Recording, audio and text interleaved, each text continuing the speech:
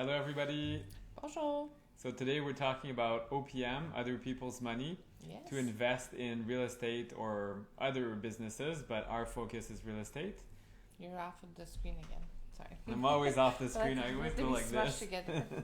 So today, what's our topic, Jennifer? Today we're talking about registered funds. So we've talked about this previously when we were talking about passive income. Yes. But I don't think that it gets boring because it's so interesting that we didn't even know this a few months ago, that you can invest registered funds. So they have to be self-directed and they can be anything. So it can be TFSAs, RRSPs, RESPs, LIRAs. REEs, Yeah, LMNOPs. even RIFFs. So let's say you're dealing with like seniors or your grandparents or your parents, even RIFFs. But then you have to be careful because RIFFs is RRSPs that are coming due. So you're now having to spend it every year. So you have to make sure you plan accordingly. But those can still be invested.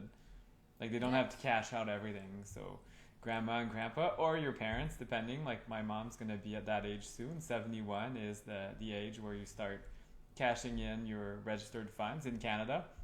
And also to our American friends. So we have a few Americans tuning in, the 401ks as well. Same principle, registered funds you can use to invest in real estate. And how do you do it, Jennifer?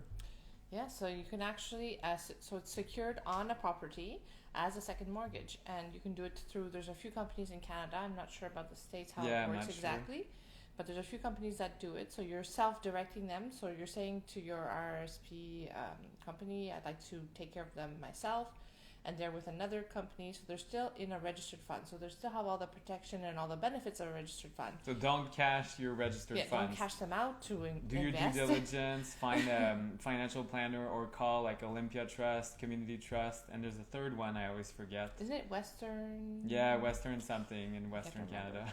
But yeah, so you're not cashing out your registered funds, you're really keeping them in that bubble, in that safe little bubble of registered funds, so you get all of the income tax benefits that you would get with the registered funds. It's just that you're growing the money more exponentially because you can make a better return with real estate as opposed to doing it, well, we were losing money with ours. So. Yeah.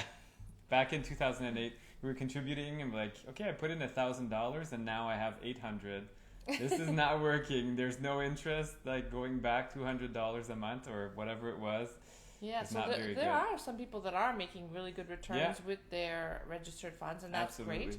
But there are a lot of people like us who are losing money, and I was basically crying because they're like, we're not going to retire with this. So I find that real estate is the way to go for retirement funds. And what's nice too, let's say you do joint ventures or you combine multiple strategies, you can use those registered funds on another project.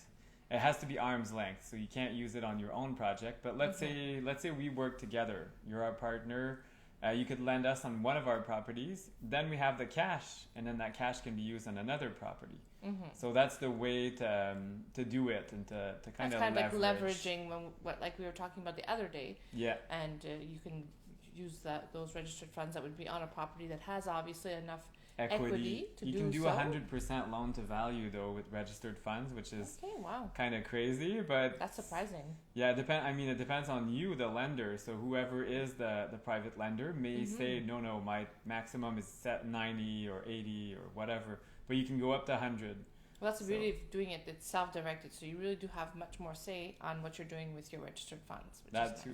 So it's ethical and you know your partner, and usually it's a bit shorter term. So that's another consideration for private lenders is you need to find borrowers all the time. Like it's not automatic. So let's say you lend to us for a year, then year two, maybe we don't need it anymore. So you need another borrower. So that's something else. Project. And so that's why you have to be consistent, kind of market yourself legally as well. You have to be careful. There's some laws around this. Usually it's friends and family. Well, family and then friends. Yes. So you have to become friends. There's different things. So that's kind of it. We're still going to be talking about OPM for a few more days, and maybe the next topic should be just private lending because that is kind of related to, because registered funds can be related. Can be private lending. but we'll talk about other kinds of private lending. So still talking about OPM for the next 4 days. Yes, so take care everyone. Cheers. Bye-bye.